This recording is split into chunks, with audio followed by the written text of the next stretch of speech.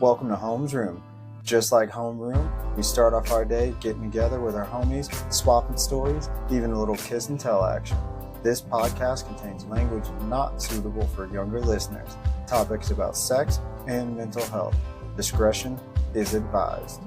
Our views are our own. Let class begin.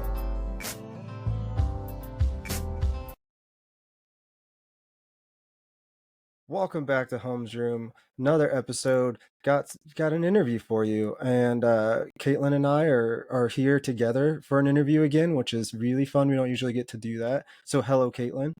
Hi, Matt. Hello, our listeners. We love you. We adore you. I am so excited for this topic specifically and what you have told me about this interview in general. So let's just jump right into it, Matt.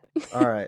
With a combined 40 years of professional experience in love, intimacy, and sexuality, Leah Piper and Dr. Willow Brown co-host the Sex Reimagined podcast with interviews and lots of information to help guide you on your journey to emotional intimacy and sexual mastery.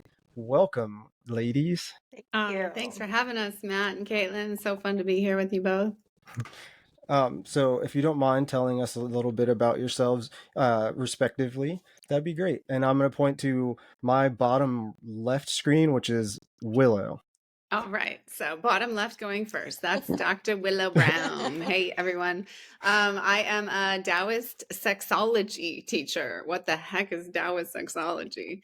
It is a way of looking at your sexuality as a means to vitality and health. You can actually heal your body with sexual energy, especially highly aroused sexual energy. So all kinds of practices to move the qi through your body. I am a Chinese medicine doctor, functional medicine expert, and I love playing in this field with the one and only Leah Piper. Thanks, Willow. I am an advanced certified Tantra educator. I also hold multiple certifications in various somatic therapies and positive psychology. So I take that same sexual arousal energy that Dr. Willow was just talking about and channel that to help heal the nervous system from trauma, from heartache, from the emotional woes, our story of woe that happens as we walk through this life as a human being, and then take that energy and then further amplify it so that it adds to our sexual awakening so that we can have profound mystical experiences when it comes to pleasure and sex. Well, that sounds amazing. It's one of those things where you guys so are amazing. Caitlin's kids are just wailing about it in the background. Here at Home's Room, we keep it real. Yes. We keep it very real. We want some of that. Yeah. There have been several episodes in the past where my children have been screaming in the background, and tonight is no absence of that. Yeah. So sorry, Matt. We practice being truly honestly real, so it's just part of it. And kids are usually made in a specific way, so if anybody's listening to this episode, all about one of those ways. So it's good. You two sound like a 1-2 punch though. We're all about that. Yeah, that's what we try and do. All right, so if you can take me to 2022 episode 1, can you give us the genesis of Sex Reimagined? Where did this idea start, and how did it take shape? Leah, take it away, girl. Well, one of the things that, Willow and I had been working together in a mastermind. We were living in the same town at the time. She'd been to a couple of our weekend seminars and then to our certification process in Tantra, and her and I hit it off right away. And understanding her depth of experience of acupuncture and Chinese medicine and the Tao, that really complemented the work that I was doing in Tantra. We both were total geeks on energy and really wanting to join forces to explore how other people can reach deeper levels of intimacy. And so the podcast was kind of born from that. We had taught a couple online courses together at that point, and we knew we had something to share. And so we started to take a look at all the amazing experts and sexperts that we have come across over decades of being in this industry. And it just made sense that we put together a podcast that got to highlight various experts, whether that was in sacred sexuality, or authors, or researchers, or therapists, and or BDSM. Yeah, all areas of sexuality we wanted to give a platform to, not only because we know how important this work is, but because we had our own curiosities. We wanted to push our own edges. And it's been really fun these past 2 years, these past 2 seasons, to sort of explore how we have grown even outside of our expertise as it relates to some of these interviews.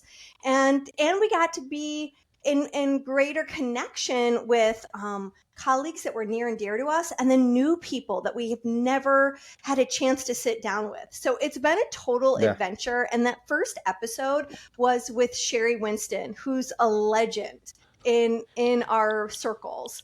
She wrote the book, The Female Anatomy of Arousal, and being able to see like women's sexuality and understanding that we've got as much erectile tissue inch for inch and ounce for ounce as men was really life-changing, I think, for both Willow and I when we first read her book and was introduced to her work. So it's been great having her on the show a couple of times. Yeah, we really utilize this podcast to help people reimagine what is possible in sexuality. It's not all about the genitals. There is a lot more to play with, explore, expand into. And, all of our speakers, and then we do one on just her and I chatting conversations.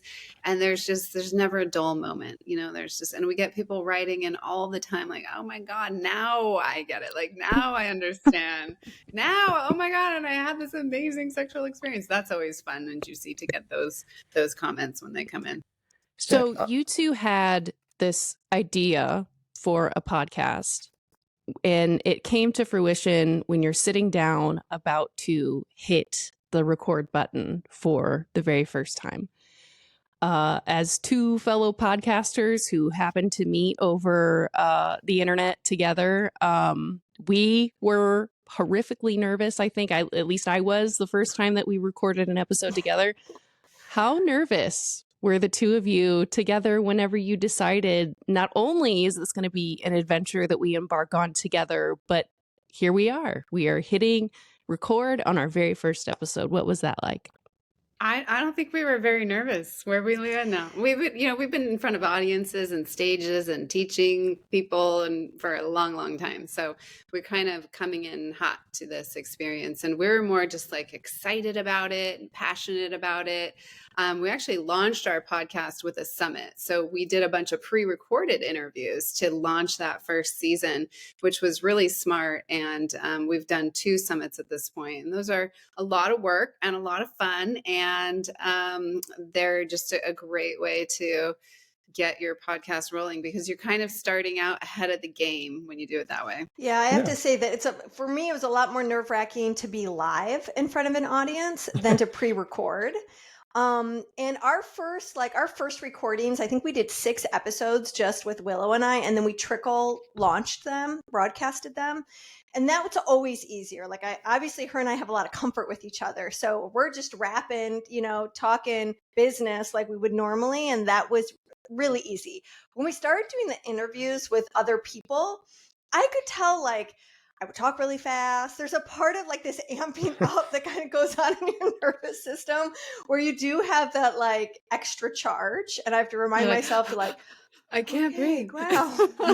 Talk slower, So there's still those jitters sometimes, especially when you're already a fangirl of someone. Then that always ups the nervousness. Or if you've got a big name or something, I was just putting in our application to get Mama Gina on the line. So, I was just thinking, wow, that'll be really cool to sit with Regina, and drop in with somebody who in our industry is a big name.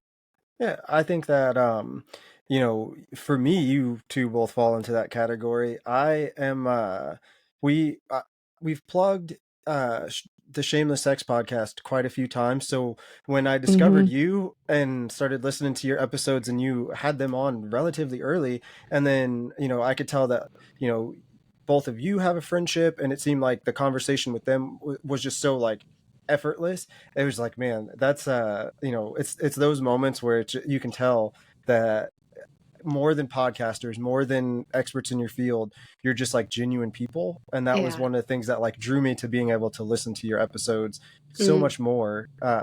You know, and I wondered, you know, from the beginning till now, and like you said, you launched a summit first.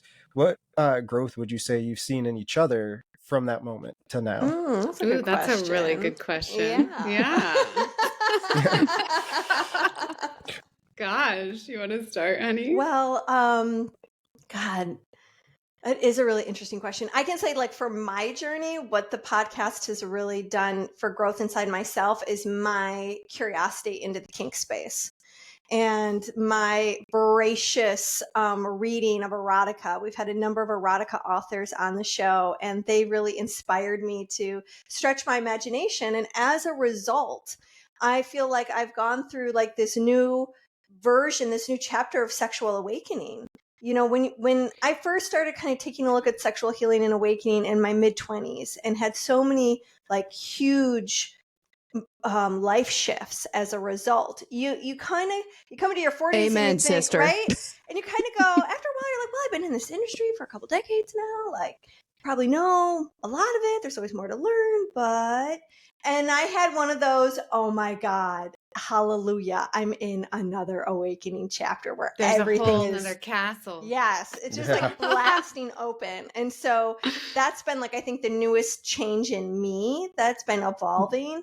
And I would say like with Willow, I've seen her go through a couple of relationships in the iteration of this podcast. And so watching her like blossom and open and really receive deep love into her life, into her being, and then also watch her transition out of a relationship and sort of be with the heartache with such poise, with such dignity, with such consciousness, with such self-awareness into every stage of the unfolding of like love blossoming and then love shifting and it not going like always the full distance that we hope for. And so I have watched this evolution in her that takes so much courage and depth. And she's been so honest and real about it on the show. And that's not always, that's not easy, you know? What a compliment. Oh You're gonna my make me goodness. cry. Sometimes I cry on our podcast. If ever there was a crier on a podcast, it'll be me. Oh my God. Yeah, it's been such a journey. It's been really fun. Yes, for sure. I would say the kink piece for Leah has been the big thing. And she's always like, you have to read this erotic novel, Willow.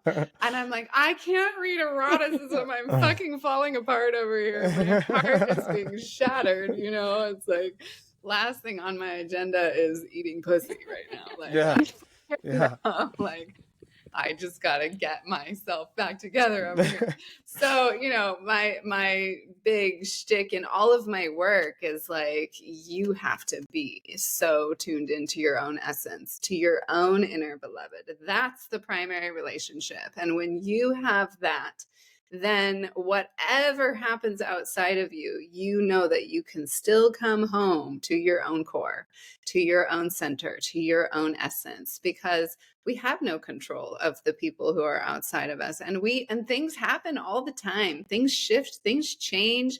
People get sick, people have accidents, people drop into their old protective patterns and have a lot of fear and they can't follow through with what their heart's really telling them to do. So for me to commit to following through with what my heart's telling me to do is the ultimate journey. Yeah. There you go. See, it doesn't take much. Exactly. Well, so I always tell a guest like I don't necessarily have expected you to hear any of our episodes or anything just yet. But I try and put together interviews that I'm asking you questions that nobody else asks you, so that you're not going to hear the same message that everybody gets from every other interview. That was a great done. question. Yeah. So I appreciate you both for taking that one, and I've also known for just like jumping in both feet and not easing into it. So I apologize for that one too. But No, we like that. We like both feet. We only got so much time. Yeah. Exactly. You talked about erotica and things like that, and that's one of the things that opened up the conversation about likes and dislikes for me and my wife is we would drive to practice. We played roller derby together, so we had an hour drive there and back. So we'd put on a podcast of, you know, whatever, or we'd listen to something so that we can, you know, talk about it. And it becomes that, well, we're listening to it and we're both dead silent because nobody wants to comment. And then it becomes like, what did you think about that? And a text message, you know, the next day. And then it became more open to a conversation of like, oh, I like that. And we were able to talk about it, and things like that really matter. So what is your approach to teaching about sex and sexuality? Like using that as an example of, you know, how I was able to learn, oh, well, try listening to this from a podcast, or try opening the conversation. What's your approach to teaching about that? That's a good question. Yeah, I'd say, you know, one of the exactly what you did is really good. Opening the conversation, like, hey, I heard this little ditty about, you know, anal sex. You want to hear about it, you know? And you might have a partner who's like, hell no, don't come near me, you know? And so it's just, but if they're willing to listen, that's a step in the right direction. And there's no destination. I think that's one of the main things that we teach. That's 100%. Like pinnacle. There's no destination. We're not trying to get anywhere. We're not trying to achieve anything here. We're just being present. And through that presence, intimacy is made up of 3 pillars. We've got trust, vulnerability, and presence. That's what true intimacy is. And without that trust of yourself, that connection and relationship to your own essence, your own inner beloved, trusting that you can come home to that, you can't really trust the other person. So therefore, then you couldn't be vulnerable with the other person. So when you trust yourself at that deep, deep level, then you can be vulnerable with the other person. Then you've got this trust vulnerability loop going on between you and another. And presence just comes in very, very naturally. And that presence breeds curiosity. And then through that curiosity, it's just a game. Like we're just in the sandbox with each other. This is how we play as adults. You know, it's like, what happens when I stick my finger up your ass? You know, what happens when I hold your heart chakra and look into your left eye, the eye of the soul? You know, what happens when you know, I fuck you from behind for 25 minutes? Do you know, just figuring it out, playing with it. And when we're, you know, there's all different genders going on in the world today. And so we're playing with that as well sexually. Like what works for me as a vulva owner today may not work for me as this particular vulva owner tomorrow. So it's like, we really want to bring that presence and that curiosity into every single situation. And then everything becomes a tantric experience. A tantra is a Sanskrit word, and it means a tool for expansion. So it's basically a platform to expand who we know ourselves to be, to expand our confidence, and to be able to experience more than we thought was possible. Matt, this is like divine timing that we have this interview scheduled, because I have so many questions. So many questions. But from your perspective to both of you, Leah and Dr. Brown, you guys have kind of reiterated and gone back to this concept of returning home to yourself and returning home to, you know, knowing and owning who you are and trusting yourself, and that being kind of the first step of being able to embrace a partner. I'm hearing you say this and I'm like, I don't know if I truly know myself. Yeah. What would you say to our listeners who are perhaps thinking the same thing? Like, what resources would you offer to people like me who are hearing you talk about, you know, I am married. I am a mother of 2 tiny humans. I think it's, you know, being caught in the monotony of marriage and parenthood is something that Matt and I certainly share together in responsibility and all those things. How would you guide a potential client, student, or one of our listeners to go on what sounds like a really complicated journey of figuring out who you are to be able to trust yourself? It is a journey. I just want to thank you for your vulnerability, first of all, Caitlin. Yeah. Thanks. It's really physically uncomfortable. Yeah, I can feel that, but you're doing it anyway. Yeah. That's vulnerability. Like that's a step right there. That is a perfect example of doing it, of getting closer to your essence. I'm gonna let Leah take it away. I think it is a complex journey, and it's one that I think we're all meant to step into in this lifetime, coming into a body and being human and discovering, who am I? Why am I here? What's the point of all of this? How do I know I'm lovable? How do I know that I'm worthy? How do I experience things that my soul deeply, deeply desires, but it's so scary to admit it, because what if I don't get it? You know, so like we have all these like parts inside of ourselves that so wants to have a beautiful life, and we question whether or not we're worthy of it. And then we try to go forth in the world and try to introduce the world to us in the hopes that they like what they see, that they're attracted to what they see, and that we get sort of that affirmation back from the universe. And so it's just like, that's the journey I think we're all meant to go on. And so one of the things that I really love about what the Tao and Tantra provides is it gives us a chance to cultivate the things that we most want. So if I don't know myself, I don't know if I can trust myself, I might have a lot of proof that says, see, you can't trust yourself. You made a really bad choice when you dated so-and-so. You know, you really screwed up. You know, how are you going to attract somebody different than that? Because the last 3 people you attracted had the same problems as so-and-so. And so you start to kind of take a look at your track record and you go, I have proof that I can't trust myself, that I'll screw up again. And so you have to just sort of hold yourself gently. And I think you also have to come to a point of going, and I want that to be different. I do desire to show up like in my essence, like Willow says, because that's really what you are. All the stories are just stories that say you're not. The truth is, you are love. And it's not about what you do that makes you love or worthy of love. It's just being a being that has breath. That's just number one. And so like finding a way to come into your core and trusting that that is true. And then you learn how to have high regard for yourself. Because if you want other people to have high regard for you and to respect you and to see you, that starts with you being able to respect and receive and see yourself. And so we have to kind of have someone oftentimes that can usher us through these obstacles when we're filled with self-doubt or our self-esteem is in the dumps. And that was my journey. I grew up with sexual abuse. I thought I was a hideous person. I looked in the mirror and I truly thought I was a dog. I was like, I am ugly, hideous, and unlovable. I look at myself now and I go, there is such incongruency with that thought form. How in the world did I ever truly believe that? But I did. And it just got to a point where it was so painful. It got so fucking painful that I had to do something about it. And that's usually where I think other people start to begin. They realize I'm so sick of this pain that I'm in that I'm willing to do anything to get out of it, even if that means learning how to love myself.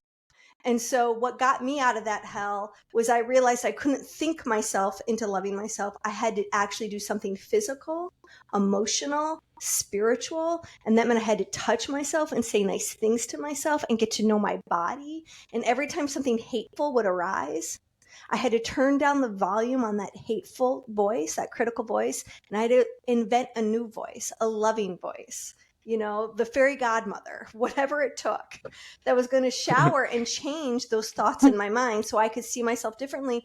And it was a huge transformation that came to a point where I could no longer look in the mirror and believe the hatred that I once believed. Now there was just a voice that was love.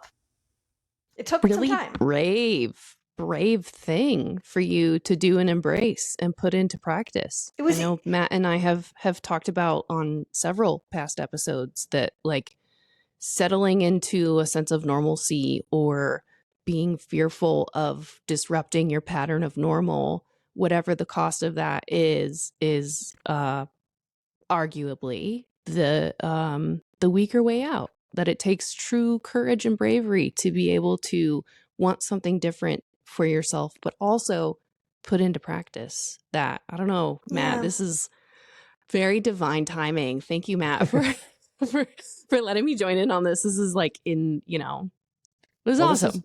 This is why we want to have those conversations. And I think that segues like perfectly into the next thing I wanted to ask you about was I was listening to the Guilt in Relationships episode, and, you know, it felt like I was in the room for that conversation because it just, like she said, it's a thing that we talk about often, and facing that guilt for yourself, facing that like man, I'm always going to mess up, or I'm never going to be able to be good enough, or whatever those things are. So the fact that you have those candid conversations the way that you do, being able to bring that here, what should people do on top of what you just said, taking that moment to embrace yourself and, love yourself. And even, it sounds silly, people, I know, but giving yourself a hug, or, wrapping your hands around your shoulder. Like, often I put my hands on either shoulder and remind myself, that I'm safe, and I'm in a better position than I was a month ago, a year ago, whatever that thing was, because emotionally and mentally I've grown from that spot where I was last year, or last month, or last week. So, what things on top of that would you offer our listeners in feeling guilty in a relationship? Well, I think one of the things that Willow and I are really great at in terms of how we work with individuals and groups and couples is about building cultivation practices. So what it comes down to is having something tangible that you can put into place, that it gives you the practice to cultivate the thing that you want. And that could be forgiveness, that could be self-love, that could be sexual energy, that could be health and vitality. It really is about taking a look at your life and going, what do I most want in order to have the best life? And then finding a practice that you return to, that you commit to, that you put effort and energy into in order to produce the change that you're looking for. Yeah, energy flows where attention goes. And so if we're continuing to put our attention on those negative thought patterns, those limiting beliefs, those really addictions to emotions that our body has, because emotions come from chemicals, which are like drugs, and they're innate in our bodies, right? And so we have addiction to being unworthy. We have addiction to feeling like we're not good enough. We have addiction feeling like we're too much, or no one's ever going to love us, or all those things that take us down in this downward spiral. And we put a lot of attention on them. We have a very strong practice with those things, So what if we started to practice something different? What if we started to practice the opposite? What if we learned tools, practices, breath work, sounding work, actual things to do to move energy? A lot of these negative patterns, beliefs, blockages that we hold on to, they come from our childhood, from our original wounding and trauma, of course, which is passed on through our parents and our grandparents. It's a lineage thing, right? So we heal it for ourselves, and then we heal it for the lineage. Pretty soon we're healing it for the world. I mean, Leah and I have both had many cathartic healing moments where we're like, where the fuck did that come from? Like, that wasn't mine, Yeah. that was the collectives, that's what we say.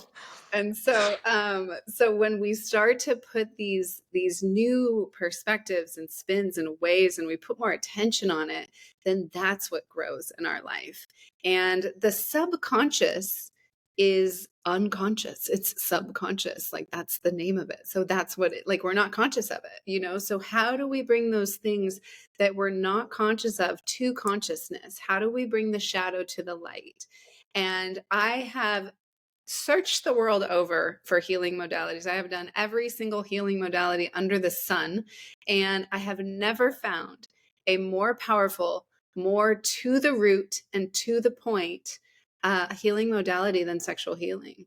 And it's because all of these emotions get stored a lot in our lower chakras, in our body chakras. So like heart chakra down, the heart chakra is the one that kind of bridges the lower physical ones to the upper spiritual ones. So a lot of us have this kind of like turmoil in the heart and this like confusion in the heart, because it's like, I really want to break out of these lower vibrational feelings and emotions and transcend into that place of pure consciousness.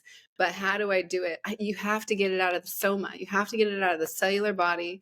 You got to get it out of your lingam, your pussy. You got to get it out of your womb. You got to get it out of your gonads. You got to get it out of those lower pelvic areas and gut and just the lower body. And then it moves up, it liberates, and it frees you to be more in connection with what I call the Tao.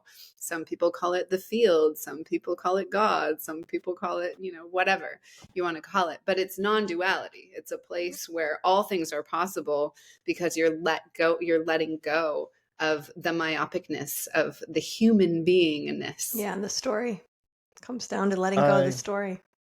Yeah, I love that. I started my healing journey almost 4 years ago now.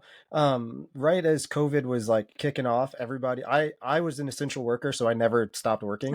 So when our business was deemed essential, and I was a retail worker, but because our business was deemed essential, we still didn't close. But we only did curbside, so our building was closed except for going outside to hand people their stuff and then coming back inside. So I had tons of time to listen to audiobooks, to listen to podcasts. And the things that started speaking to me most, and it almost made me feel strange at first, was podcasts about sex and sexual awakening and things that I wouldn't have connected to, being able to unlock feelings in your mind while addressing like true deep wounds. And everything you just said, like, it resonates with me, because I 1000% agree, where the thing that most people arguably keep locked away the most is their sexuality, because they're afraid, because they're shameful, whatever that thing is. So if you skip the small steps of like, what do I want for dinner, and being able to answer that question for yourself, or where do I want to go for fun, being able to make that decision for yourself, you skip those small steps and go straight to what things do I actually enjoy for sex? What things am I allowing myself to actually pay attention to? In, what things am I aware that like I do like or I don't like, and actually leaning into those feelings. Yeah. That made so much difference in just like my everyday life, to be able to make the differences where I was like, man, I don't like this thing, and it's okay for me to say, hey, guess what? I don't like this thing, so I'm gonna opt out. So no harm, no foul. I'm just gonna not do that. Yeah. And that confidence goes so much further. And then to like have the courage to like own what you're afraid people might find out about, the things that turn you on that we're afraid someone would judge. The things that we have a feeling might turn us on, but we've never investigated it because it just scares the shit out of us. I mean, there's all sorts of things having to do with our sexuality that, as a result of our religion, our culture, our family of origin, has either said is right or wrong. And I think most people wrestle with what that is. And even if what that is I don't even know what turns me on. I have no idea. I can't answer half these questions because I've never investigated them, because it was never okay to look at these things, because otherwise it would mean A, B, or C. Like, we get really afraid of the judgment from outside of what it means if we really start to identify who we are as a sexually expressed person. I mean, how many of us are not having these kinds of conversations in our own family? How many of us get embarrassed by having these conversations with our friends? How many of us have secret communities that we can talk to these things about because there's no one else who we feel safe enough? But so we'll go into these private rooms and have some sort of community that we can start to unpack some of this stuff with. It's pretty interesting how, of all the sectors of our life, we're the most embarrassed of sex. And what would the world be like if we weren't? If we were more free? If we could be more honest? And that's why podcasts like yours and mine exist. Yeah, totally. It gives people a chance to privately start to sort some of this out before they start taking some of those bigger cultural risks outside in their world with the people that they love.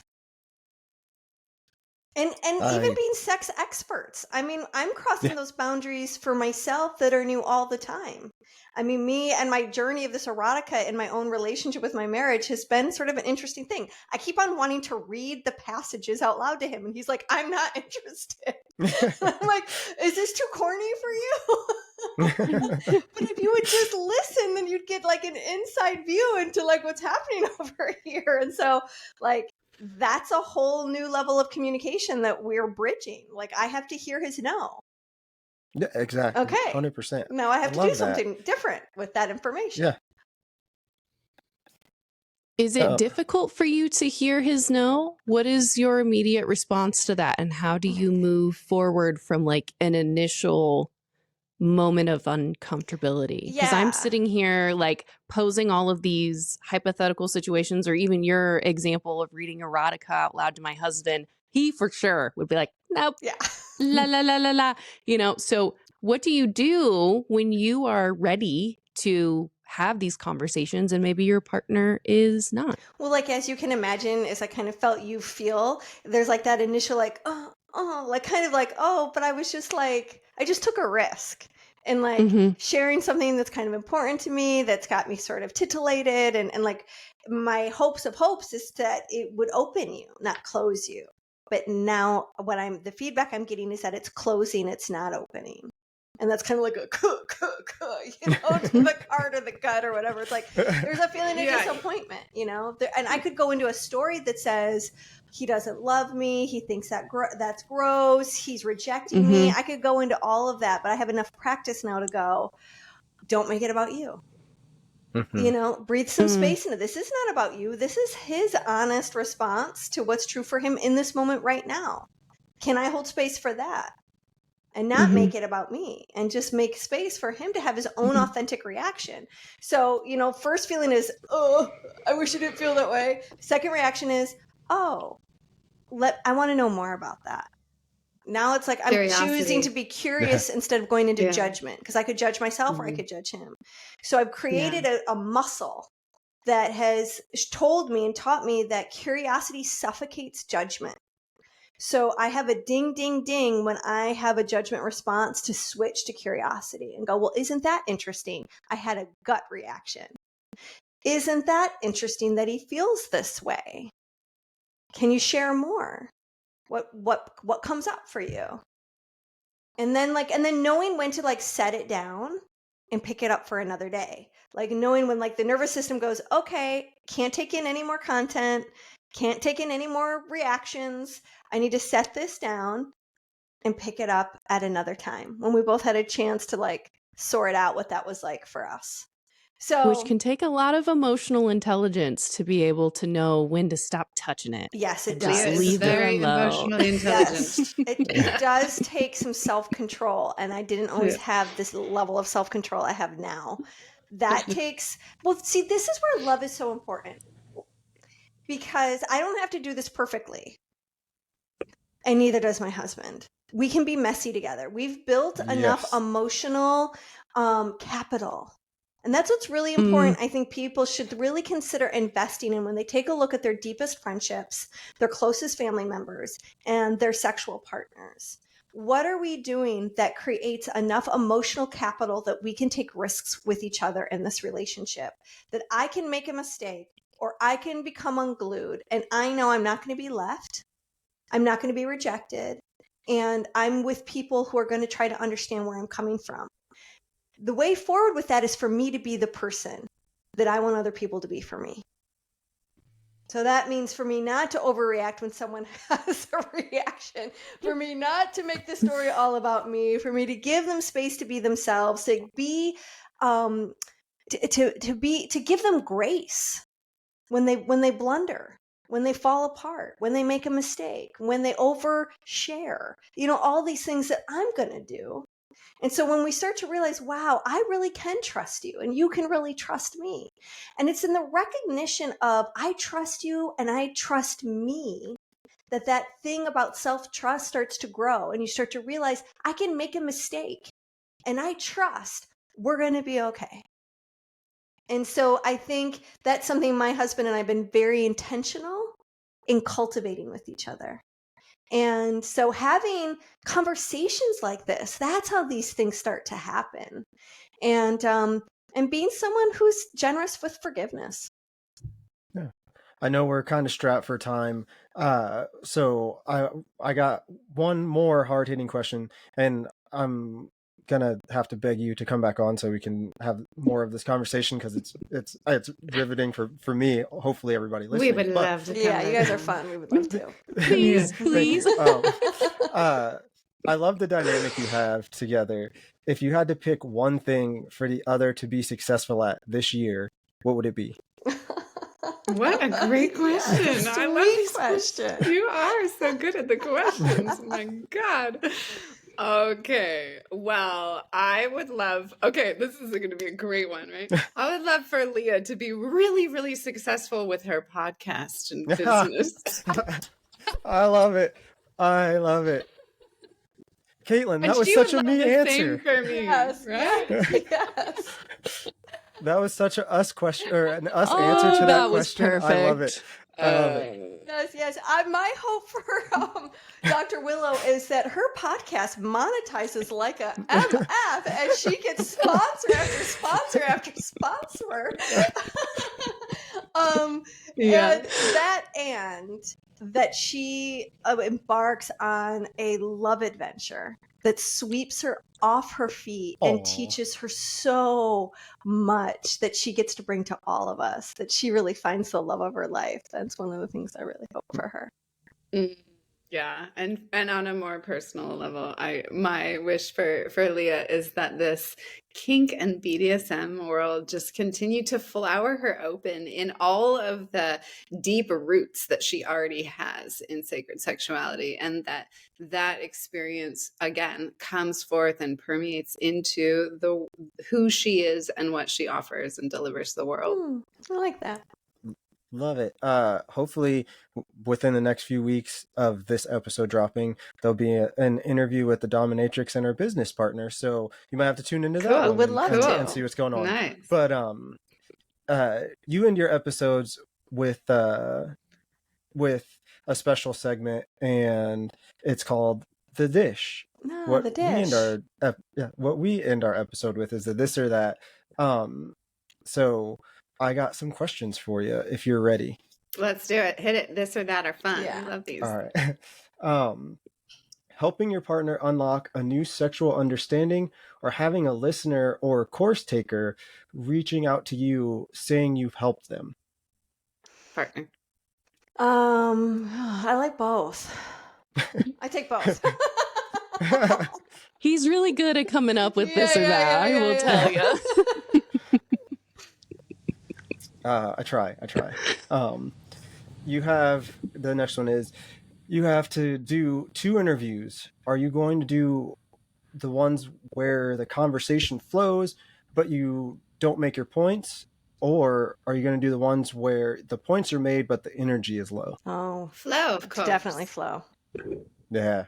See, and that's where a podcaster is going to always be like, yeah, flow. Because you know those other ones, and you know how troublesome They're those can boring. be. Yeah.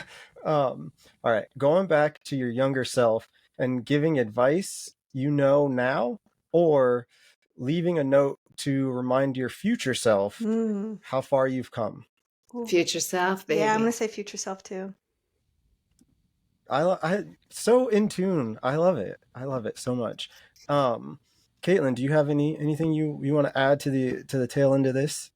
I am just very thrown by your last question, and maybe that is just a symptom of some unhealed trauma that I need to go back in and resolve, because Maybe you need to do both, immediately Caitlin. it was like a knee-jerk reaction to go completely the other direction.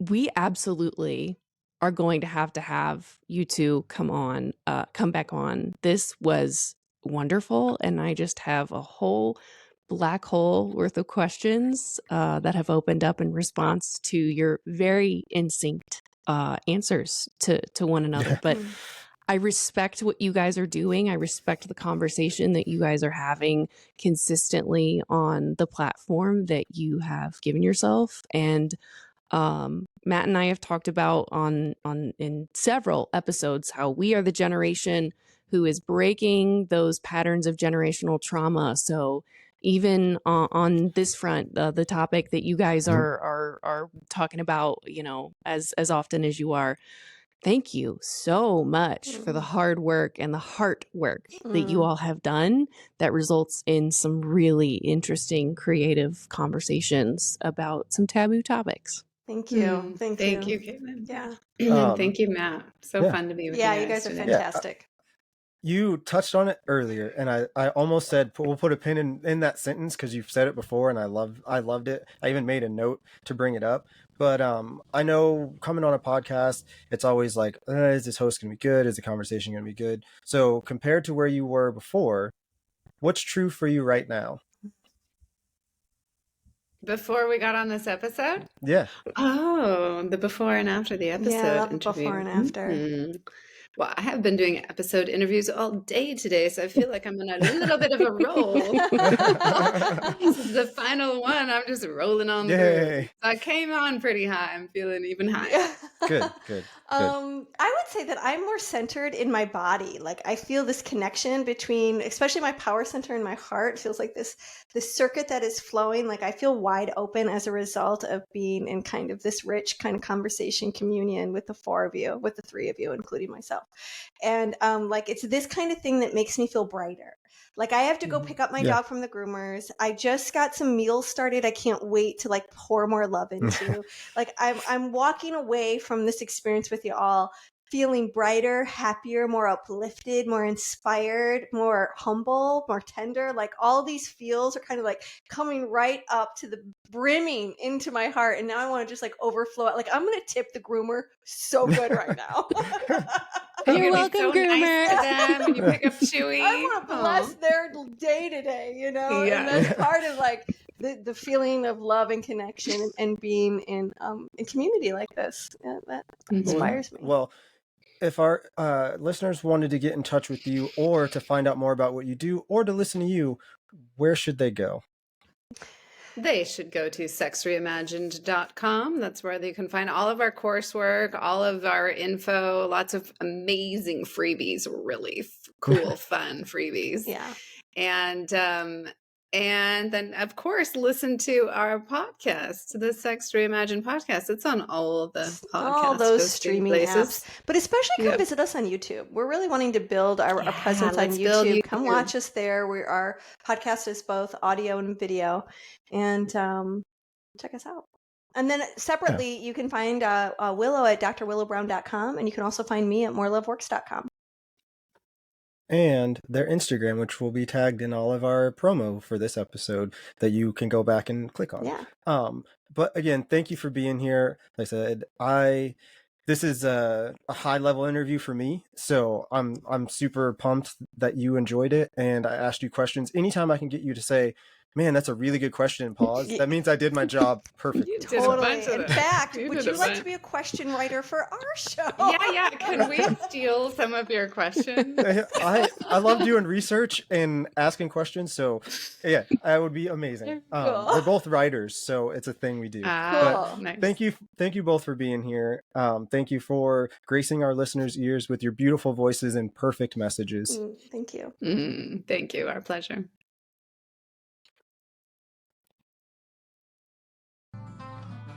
The bell is about to ring.